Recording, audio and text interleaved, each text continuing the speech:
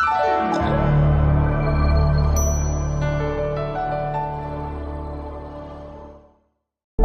លធម៌សង្គមខ្លះៗដែលមនុស្សគួរដឹង1ប្រសិនបើនរណាម្នាក់អញ្ជើញអ្នកទៅញ៉ាំអ្វីមួយគុំកំងរករបស់ដែលថ្លៃជាងគេ2ប្រសិនបើអ្នកជំពាក់លុយនរណាម្នាក់ចូលប្រគល់សងគេវិញតាមកាលកំណត់ទោះបីគេមិនទាក៏ដោយ3មានភាពគួរសមចំពោះអ្នករត់តុអ្នកបោសសម្អាតអ្នកបើកបរនិងនរណាម្នាក់ដែលផ្ដល់សេវាកម្មរបស់ពួកគេមកកាន់អ្នក4កុំបំពានការសន្យាឲ្យសោះព្រោះបើអ្នកហ៊ានសាកប្រកាសជាបាត់ទំនុកចិត្តពីអ្នកដទៃ5កុំរំខានមនុស្សនៅពេលពួកគេកំពុងនិយាយឲ្យសោះរៀនស្ដាប់ឲ្យបានច្រើន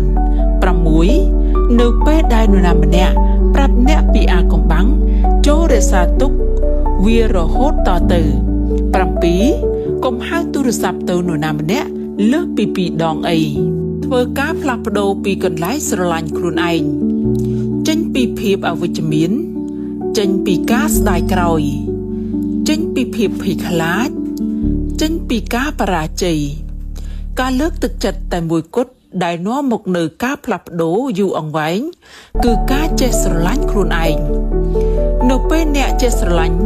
និងទទួលយកខ្លួនឯងអ្នកចង់ព្យាបាលខ្លួនឯងឲ្យបានល្អប្រសើរ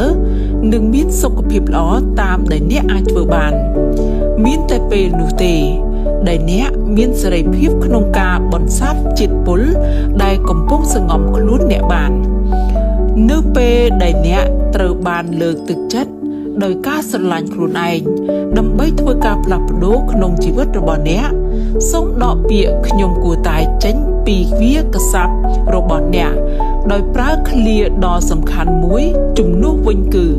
ខ្ញុំចង់ធ្វើការផ្លាស់ប្ដូរឲ្យខាតតែបានសម្រាប់ខ្ញុំការផ្លាស់ប្ដូរសម្រាប់ខ្លួនអ្នកជាជាងដើម្បីផ្គាប់ចិត្តអ្នកដទៃហើយដឹងឲ្យច្បាស់ពីភាពខុសគ្នារវាងការបង្កើតដំណោះស្រាយបណ្ដោះអាសន្នធៀបនឹងការផ្លាស់ប្ដូរយូរអង្វែងតើអ្នកចង់ធ្វើការផ្លាស់ប្ដូរអ្វីខ្លះសម្រាប់ខ្លួនអ្នកនៅថ្ងៃនេះត្រូវចងចាំថាធ្វើឲ្យពួកគេផ្លាស់ប្ដូរចេញពីកន្លែងស្រឡាញ់ខ្លួនឯងជ័យជំនះគឺបានមកពីការតស៊ូវាមិនមែនជាទេពកោសល្យឬសំណាងដែលឈ្នះការប្រណាំងនោះទេវាជាការខិតខំប្រឹងប្រែងឥតឈប់ឈរដើម្បីគោលដៅរបស់អ្នកត្រូវចាំអ្នកដែលមិនព្រមឈប់ទោះជួបឧបសគ្គក៏ដោយគឺជាអ្នកដែលភ្លក់រសជាតិជ័យជំនះជូនចំពោះខ្ញុំជាទីស្រឡាញ់សូមអ្នករឹងមាំព្រោះអ្នកមានសមរភូមិច្រើនដើម្បីឈ្នះក្នុងជីវិតនេះខ្ញុំចង់ឲ្យអ្នករឹងមាំកុំបោះបង់បន្តជំរុញតាំងចិត្តនិងកុំចុះចាញ់ជ័យជំនះកំពុងរងចាំអ្នកដែលចេះតស៊ូប្រឹងប្រែងជានិច្ចគន្លឹះចម្រើននៃជីវិតគឺ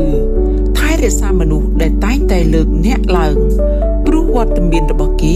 ទាមទារឲ្យអ្នកល្អបំផុតហើយកុំស្ដាយស្រណោះ